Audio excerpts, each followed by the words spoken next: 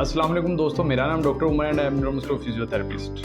आज का जो हमारा टॉपिक है वो है बेसिकली सीट टू स्टैंड हम पेशेंट को कैसे करवा रहे होते हैं। पेशेंट को सीटिंग टू स्टैंडिंग में करवाने के लिए बेसिकली चंद एक स्टेप्स हो रहे होते हैं। सबसे पहली बात, अगर हमने सीट टू स्टैंड करवाना है किसी पेशेंट को जो स्ट्रोक से इफेक्टेड हो, for example left side stroke है किसी पेशेंट को, उसको हमने सीट टू स्टैंड करवाना है तो हम क्या करेंगे। सबसे पहले तो पेशेंट को किसी ऐसी सर्फिस के ऊपर बिठाते हैं जो थोड़ी सी ऊंची हो। नॉर्मल सर्फिस से अगर थोड़ी सी ऊंची सर्फिस होती है तो इसका फ़ायदा ये होता है कि पेशेंट जो होता है एक तो थोड़ा स्टेबल होता है और उसकी जो फुट है वो बेसिकली जो ग्राउंड को टच कर रहा होता है। जब दूसरी चीज़ में हम ये देखेंगे पेशेंट के जो फुट है वो बेसिकली ग्राउंड को टच कर रहे हो, ग्राउंड से ऊपर ना हो, ताकि जो पेशेंट हो बेसिकली वो बैलेंस्ड हो।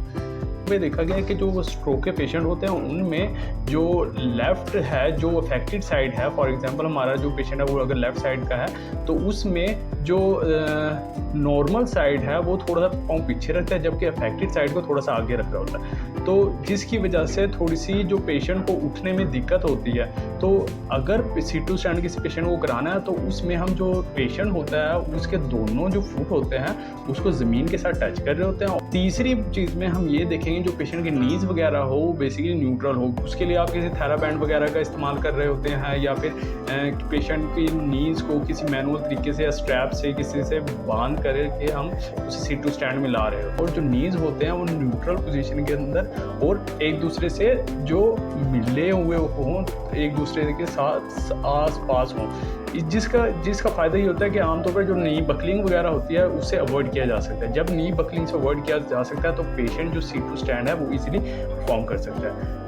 जो फोर्थ में हम देखते हैं जो पेशेंट की जो हमारे पास पेल्विस है वो न्यूट्रल पोजीशन के अंदर हो, जिसकी वजह से जो पेशेंट है वो हमारे पास ना तो उसकी एंटीरियर पेल्विक टिल्ट आ रही हो ना पोस्टीरियर पेल्विक टिल्ट आ रही हो।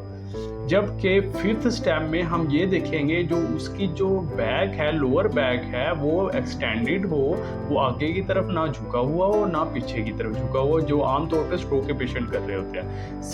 सिक्स स्टेप के अंदर जो पेशेंट होता है वो किसी जो हमारे पास पिल्लो होता है या कोई स्पोर्ट होती है, अगर चेयर पे बैठा हो किसी स्पोर्ट वगैरह से ऐसे आर्म पर वेट पुट करके वो बेसिकली खड़ा हो रहा होता है या फिर कोई थेरेपिस्ट वगैरह उसे खड़ा कर रहा होता है।